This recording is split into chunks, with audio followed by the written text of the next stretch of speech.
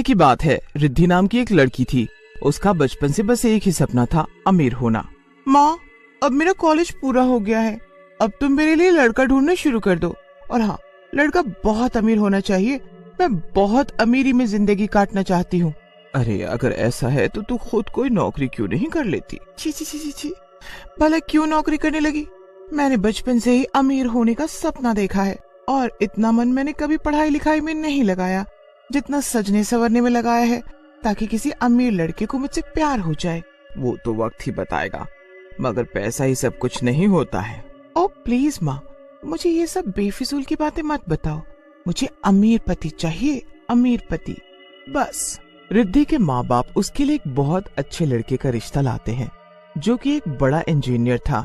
इस रिश्ते से रिद्धि भी खुश थी, क्योंकि अमीर पति पाने का उसका सपना सच हो गया था। दोनों शादी कर लेते हैं और खुशी खुशी अपने आलीशान फ्लैट में रहने लगते हैं। वाह, ये तो बिल्कुल वही जिंदगी है जैसी मैंने चाही थी। मैं सच में बहुत खुश हूँ। जिंदगी मजे से चल रही थी, मगर एक दिन सब कुछ उलट पलट जाता है। रिद्धि के पति की नौकरी चली जाती है और जब रिद्धि को ये बात पता चलती है तो उसके सर पर खून सवार हो जाता है। क्या तुम्हारी नौकरी चली गई? हाँ रिद्धि, मुझे तो कुछ समझ नहीं आ रहा कि अब हम क्या करेंगे। इसमें समझने जैसा क्या है? जल्दी से जल्दी दूसरी नौकरी ढूंढो, वरना मैं तुम्हें छोड़ के चली जाऊंगी। हे भगवान, इस मुश्किल की घड़ी में मेरा साथ देने के बजाय ये तुम कैसी बातें कर रही हो? मुझे ये सब कुछ नहीं पता। ना बाबा ना, मुझसे गरीबी की जिंदगी नहीं बर्दाश्त है। गरीबी से तो मौत ही अच्छी है। इतना कहकर रिद्धि पैर पटक कर वहाँ से चली जाती है। उसके इस व्यवहार को देखकर धीरज बहुत दुखी हो गया था। अगले दिन से धीरज नौकरी की तलाश में लग जाता है। वो दर दर भटकता है, मगर उसे कोई भी नौकरी नहीं मिल रही थी। दरअसल मंदी का समय चल रहा था और इसलिए कई लोगों को नौकरी से हाथ धोना पड़ा था। हर तरफ नौकरी के लिए मारा मारी है। समझ नहीं आ रहा है कि अब क्या करूं।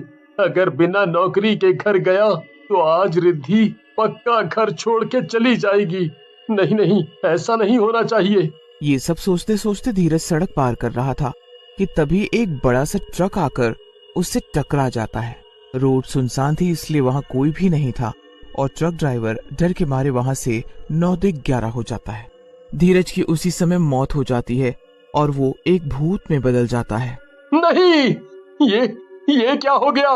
मैं मर नहीं सकता हूँ। मेरी रिद्धि मुझे छोड़ के चली जाएगी। नहीं, कुछ भी हो जाए, मैं रिद्धि के साथ ही रहूंगा, चाहे उसके लिए मुझे कुछ भी क्यों ना करना पड़े।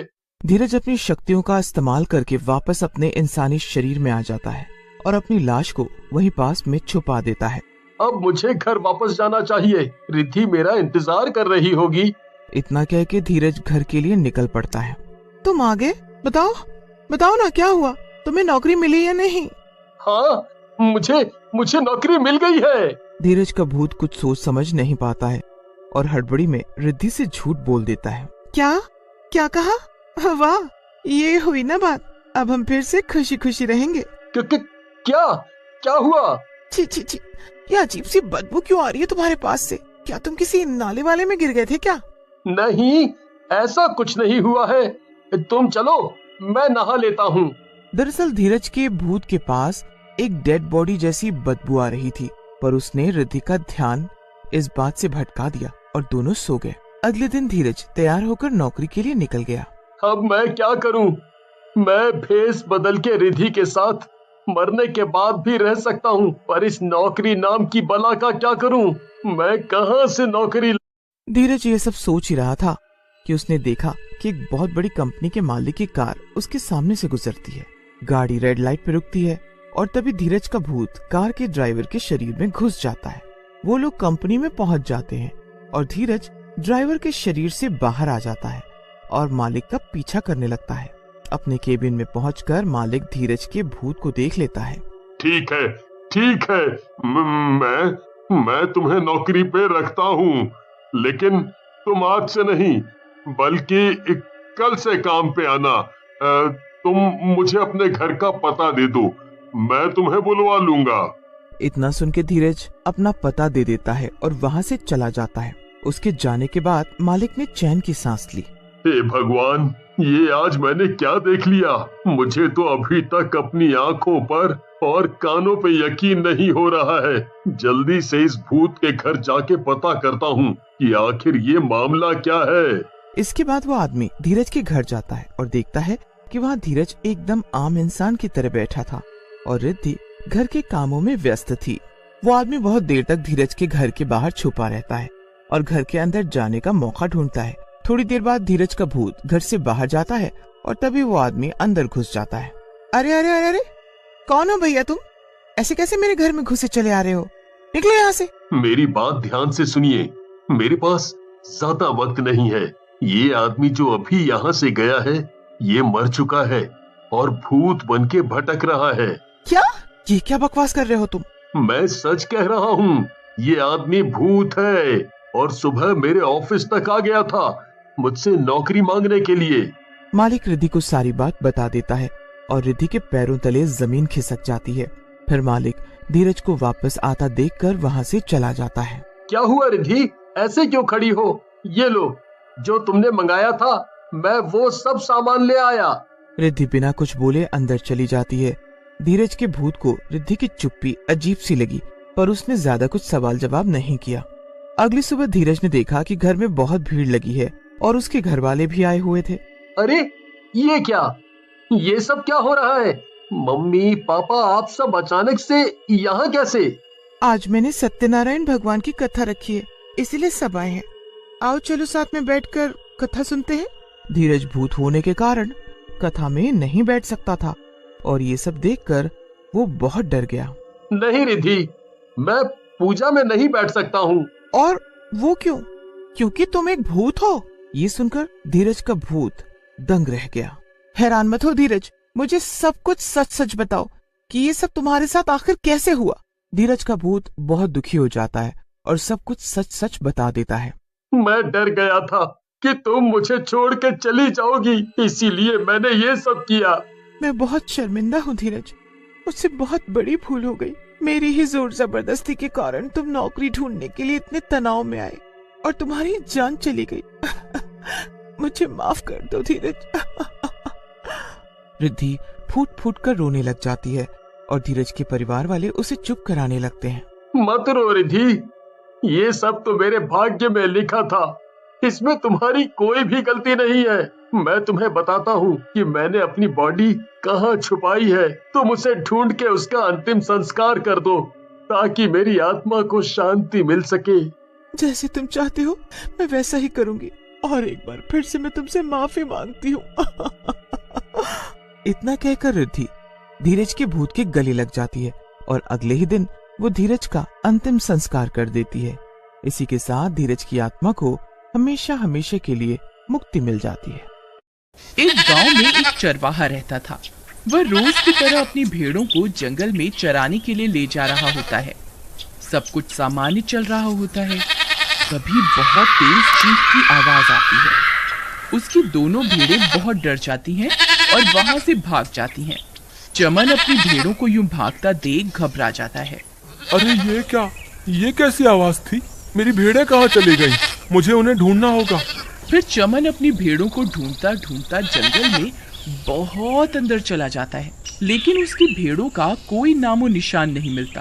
अरे यार, अब ये दोनों भेड़ें कहाँ चली गईं? अगर मैंने इन्हें खो दिया तो मेरी बीवी बहुत नाराज हो जाएगी। अब क्या करूं, कहाँ ढूंढूं इन्हें? फिर वह बहुत देर तक इधर उधर ढूंढता रहता है, लेकिन उसे कोई सफलता नहीं मिलती। तभी अंधेरा भी हो जाता है। मैं जंगल के बहुत अंदर आ गया हूँ, यहाँ तो कोई मेरी मदद करने वाला भी नहीं है। अरे भाई, कोई है? कोई मेरी आवाज सुन रहा है? चमन के इस तरह चिल्लाने से एक भूत की नींद खुल जाती है। अरे ये कौन है? लगता है मेरा शिकार आसपास ही है। तभी वह भूत चमन की आवाज का पीछा करते करते वहाँ पहुँच जाता है। आज तो मजा ही आ गया। हे भगवान, ये मैंने क्या कर दिया? भूत जी मुझे छोड़ दो। वैसे ही मेरी दोनों भेड़ें पता नहीं कहाँ चली गई हैं। मैं बिना भेड़ों के घर गया तो मेरी बीवी मुझे वैसे ही घर में घुसने नहीं देगी, और ऊपर से अब आप भी यहाँ आ गए हैं। आज का तो दिन ही खराब है। हे भगवान, अब मैं क्या करूं? तू मेरा शिकार है, तू बच के कहीं नहीं जा सकता। फिर इतना बोलकर भूत चमन के अंदर घुस जाता है। अरे ये मुझे क्या हो रहा है? फिर चमन अपने घर की ओर चल देता है। थोड़ी देर में वह अपने घर पहुंच जाता है। वहाँ उसकी बीवी पहले से ही बहुत देर से उसका इंतजार कर रही होती है और वह बहुत गुस्से में होती है। आ गए? कहाँ थे इतनी देर से? मैं कब से तुम्हारा इंतजार कर रही थी। अगर आगे से देरी से आए तो घर के बाहर ही सोना पड़ेगा, समझ गए? और ये क्या, भेड़े कहाँ हैं? भेड़ों को कहाँ छोड़ा है? कहीं उन्हें किसी को बेच तो नहीं आए? हाय राम। मेरा सर दर्द मत कर, घर आते ही चिक चिक चालू कर दी। चल जा, मेरे लिए पानी लेकर आ। अरे दैया, तुम्हारी इतनी हिम्मत कैसे हुई जो मुझ पर हुक्म चला रहे हो? कल की मार भूल गए क्या? फिर से याद दिलाऊं? अच्छा, अब तू मुझे मारेगी? तेरी इतनी हिम्मत? रुक, तुझे अभी बताता हूँ। अरे मर गई रे, मर गई। अरे बचाओ, कोई तो मुझे बचाओ। हाय रे, आज इन्हें क्या हो गया? इनमें इतनी ताकत कहाँ से आ गई? रोज तो मेरे आगे भीगी बिल्ली बनकर रहते थे, आज ये शेर कैसे बन गए? मुझसे गलती हो गई राजा जी, मुझे माफ कर दो। आप मेरे पति परमेश्वर हैं, आप जैसा कहेंगे मैं वैसा ही करूंगी, मुझे माफ कर दो। अब आया ना ऊंट पहाड़ के नीचे, चल जा यहाँ से और मेरे लिए कुछ खाने को लेकर आ, मुझे बहुत भूख लगी है। ठीक है, आप वहाँ बैठिए, मैं अभी कुछ खाने को लेकर आती हूँ। फिर उसकी पत्नी वहाँ से चली जाती है। अरे ये आज इन्हें क्या हो गया? ये आज ऐसा बर्ताव क्यों कर रहे हैं? कल तक इनकी मेरे आगे आवाज भी नहीं निकलती थी, तो आज ये सब कैसे हो गया? उसे कुछ समझ नहीं आता कि ये सब क्या हो रहा है। फिर वह चमन के लिए खाना लेकर जाती है। चमन उसके हिस्से का खाना भी खा जाता है। उसकी पत्नी हैरान परेशान होकर उसे देखती रहती है। फिर चमन पेट भर खाने के बाद सोने चला जाता है। अगले दिन सुबह होने पर, अजी सुनिए, सुबह हो गई, चलिए उठिए, काम धाम नहीं करना क्या? तेरी इतनी हिम्मत, तुमने सुबह सुबह मेरी नींद खराब कर दी। रुक, तुझे अभी बताता हूँ। अरे भागो रे भागो, अपनी जान बचाकर भागो। हे भगवान, लगता है ये पागल हो गए हैं। फिर वो भागती भागती पड़ोस के घर में घुस जाती है। चमन भी उसका पीछा करने लगता है, लेकिन वो जैसे ही अपने घर से बाहर निकलता है वो जलने लगता है, क्योंकि वो दिन की रोशनी बर्दाश्त नहीं कर पाता। मुझे अभी वापस अंदर जाना होगा। फिर चमन वापस अपने घर के अंदर घुस जाता है। एक गांव वाला चमन को धूप में यूं जलता हुआ देख लेता है। वो हैरान परेशान हो जाता है।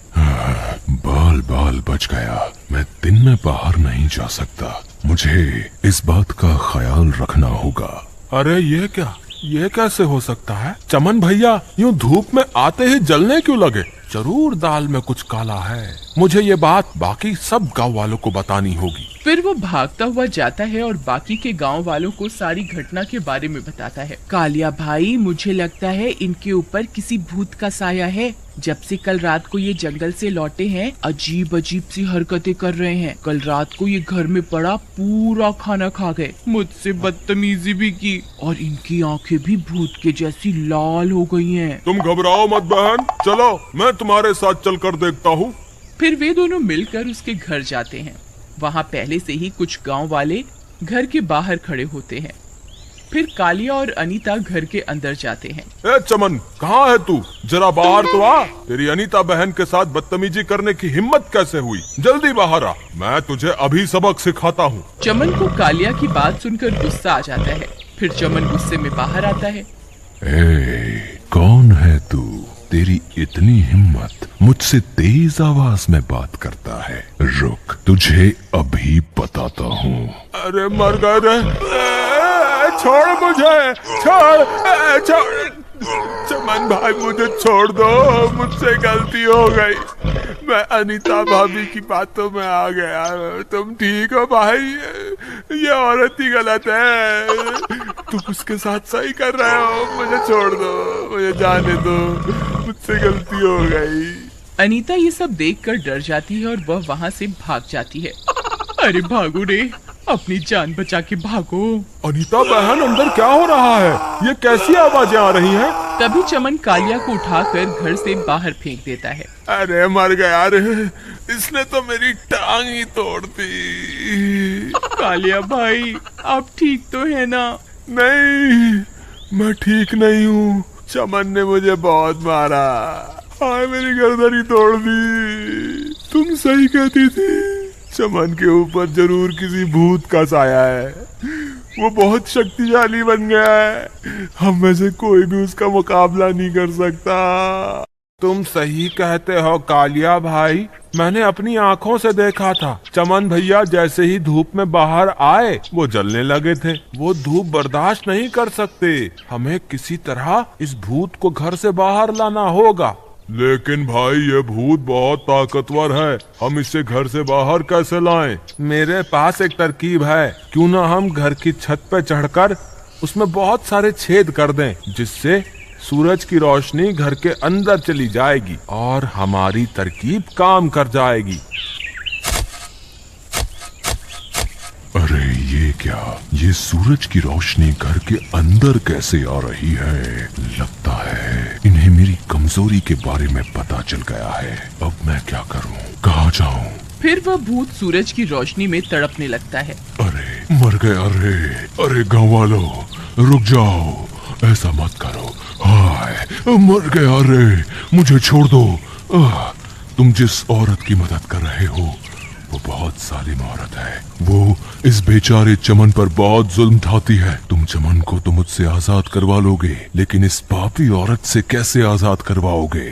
भूत की सारी बातें सुनकर गांव वाले हैरान रह जाते हैं और अनीता की तरफ देखने लगते हैं। भाई भूत की बात में दम तो है, अगर हम चमन को इससे आजाद करवा भी लें तो फिर ये औरत उसके ऊपर जुल्म ढाएगी। इससे अच्छा चमन को ऐसे ही रहने देते हैं, ये भूत ही इस औरत को सही सबक सिखाएगा। नहीं नहीं, ऐसा मत कहिए, मुझे मेरी गलती का एहसास हो गया है। मैं आज के बाद चमन को कभी कोई तकलीफ नहीं पहुंचाऊंगी। मैं वादा करती हूँ, आप बस चमन को इस भूत से आजाद करवा दीजिए। ठीक है, हम तुम्हारी बातों पर विश्वास करते हैं, लेकिन मुझे लगता है हमें इस भूत को भी मारना नहीं चाहिए। इसने भी अनजाने में ही सही, लेकिन चमन की मदद की है। ए भूत, हम तुझे मारना नहीं चाहते। अगर तू चमन का शरीर छोड़ देगा तो हम तुझे छोड़ देंगे। बोल, मंजूर है? हाँ मुझे मंजूर है, लेकिन मैं धूप में बाहर नहीं जा सकता। मुझे थोड़ा समय दे दो, जैसे ही अंधेरा होगा मैं इसका शरीर छोड़कर यहाँ से चला जाऊंगा। हाँ ठीक है, फिर रात होने तक हम सब यहीं इंतजार करते हैं। थोड़ी देर में रात हो जाती है और अंधेरा होते ही भूत चमन के शरीर से बाहर निकल जाता है। मुझे माफ कर दो, मैंने तुम्हारे शरीर पर कुछ देर के लिए अपना कब्जा कर लिया था, लेकिन मैंने तुम्हारी पत्नी को सही सबक सिखा दिया है। आज के बाद वो तुम्हें कभी नहीं सताएगी। फिर इतना बोलकर वह भूत वहाँ से चला जाता है। चमन की पत्नी को अपनी गलती का एहसास होता है